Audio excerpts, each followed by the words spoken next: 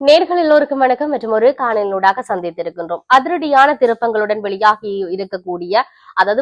உள்ள தமிழக தேர்தல் முடிவுகள் வாக்குடு மையங்களில் துப்பாக்கி ஏந்திய காவல்துறையினர் பாதுகாப்பு பணிகளில் ஈடுபட்டுக் கொண்டிருக்கின்றார்கள் என்ற விடயத்தை நாம் அவதானிக்க கூடியதாக இருக்கிறது. தமிழக சட்டமன்ற தேர்தல் 2026 வாக்குப்பதிவு விறுவிறுப்பாக நேற்றைய தினம் நடந்து முடிந்த நிலையில சென்னையில் வாக்கு எண்ணும் மையங்களில் துப்பாக்கி ஏந்திய காவல் பாதுகாப்பு தீவிரப்படுத்தப்பட்டிருக்கிறது. தமிழக சட்டசபை தேர்தலுக்கான வாக்குப்பதிவு அதாவது நேற்று 234 தொகுதிகளிலும் ஒரே கட்டமாக ஆரம்பமாகி விறுவிறுப்பாக நடைபெற்று முடிந்திருக்கிறது. இதற்கமைய சென்னையில மாலை 6 மணி நிலவரப்படி 83.15% வாக்குகள் பதிவானதாக தேர்தல் ஆணையாளர் தரப்புல தகவல்கள் வெளியிடப்பட்டிருக்கின்றது. இதனையடுத்து சீல் வைக்கப்பட்டு வாக்குப்பதிவு இயந்திரங்கள் துப்பாக்கி ஏந்திய துணை ராணுவ வீரர்கள் அதே போன்று காவல்துறை பாதுகாப்புடன் வேன்ல ஏற்றப்பட்டு வாக்கு எண்ணுகின்ற மையங்களுக்கு எடுத்துச் செல்லப்பட்டிருக்கிறது. இதனையடுத்து வாக்குப்பதிவு இயந்திரங்கள் அறைகளில் வைத்து கட்சிகளின் முகவர்கள் முன்னிலையில் சீல் வைக்கப்பட்டிருக்கின்றதுடன் இந்த மையங்களுக்கு அடுத்து 5 அடுக்கு பாதுகாப்பு போடப்பட்டிருக்கிறது. இந்த பாதுகாப்பில் 24 மணி நேரமும் துப்பாக்கி ஏந்திய காவல்துறையினர் ஈடுபட்டிருக்கிறார்கள். மேலும் சிசிடி கேமரா மூலம் தொடர்ச்சியாக அதிகாரிகளால் கண்காணிக்கப்பட்டு வருகிறது. வாக்கு எண்ணும் நாளான மே 4ஆம் தேதி அன்று கட்சிகளின் முகவர்கள் முன்னிலையில சீல் உடைக்கப்பட்டு வாக்குப்பதிவு இயந்திரங்கள் வாக்கு எண்ணிக்கை மையங்களுக்கு எடுத்துச் செல்லப்படும் என்று அறிவிக்கப்பட்டிருக்கிறது.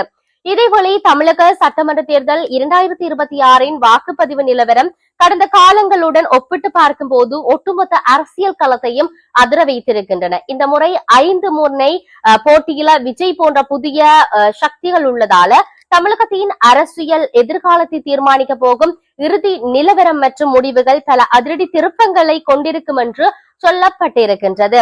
இதேவேளை மே மாதம் 4ஆம் தேதி தேர்தல் முடிவுகள் வெளியாக இருக்கின்ற நிலையில் வரலாற்றில் முன்னெப்போதும் இல்லாத வகையில இம்முறை வாக்குப்பதிவு பதிவாகி இருக்கின்றது என்ற விடயம் சொல்லி இருக்கிறார்கள். குறிப்பாக தமிழகத்தில் இருக்கக்கூடிய அரசியல் ஆய்வாளர்களின் கருத்துப்படி இம்முறை நடைபெற்ற தேர்தல் பெரும் திருப்புமுனை நிறைந்த தேர்தலாக மாறுமா அல்லாட்டி திருப்புமுனை அற்ற தேர்தலாக மாறுமா என்ற மாறுபட்ட கருத்துக்கள் நிலவி வருகிறது.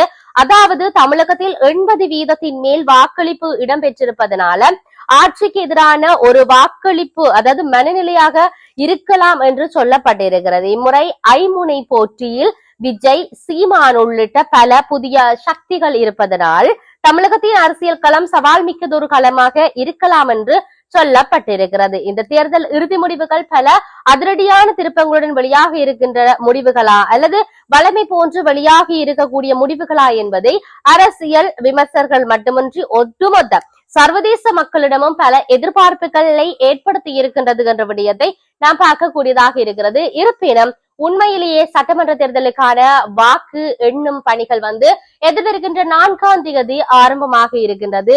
அதிக அளவிலான காவல்துறையினுடைய பாதுகாப்பு என்பது அங்கு பலப்படுத்தப்பட்டிருக்கின்றது.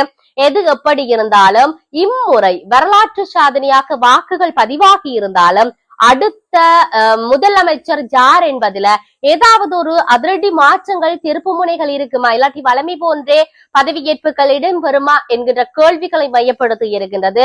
இந்த விடயமானது சற்று அதிக அளவிலான பேசு பொருளை சமூக வலைத்தளத்துல உண்டு பண்ணியிருக்கிறது. அதையும் தாண்டி சொல்ல போனால் இன்னும் பல உற்று நோக்கல்களையும் பலவிதமான ஆவேசத்தையும் உண்டு பண்ணியிருக்கிறது. யார் அடுத்த தேர்தலுடைய யார் அடுத்த முதலமைச்சர் என்கின்ற கேள்வி இருக்கிறது.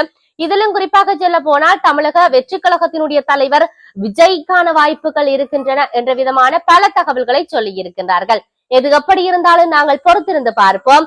யார் அடுத்த முதலமைச்சர் எதிர்வருகின்ற 4ஆம் தேதி வரை நாம் இதற்காக காத்திருக்க வேண்டும் என்பதுதான் மிகப்பெரிய ஒரு சிக்கலான விடயமாக இருக்கிறது. அவளுக்கு பொறுமை தேவை என்கின்ற இந்த விடயத்தை இங்கு நாம் பதிவு செய்கின்ற பொழுது மற்றொரு பதிவினூடாக சந்திப்போம். வணக்கம்.